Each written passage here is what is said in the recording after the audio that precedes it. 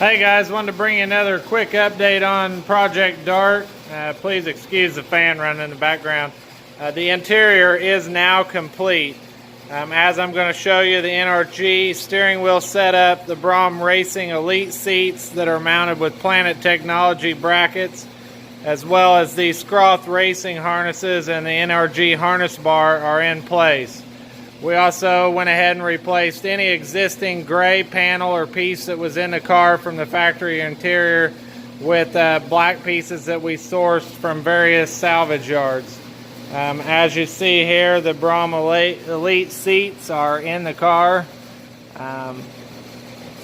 Real happy with the way these turned out. These SCROTH Racing ASM Rallycross harnesses are street legal in 50 states, I believe, according to their website.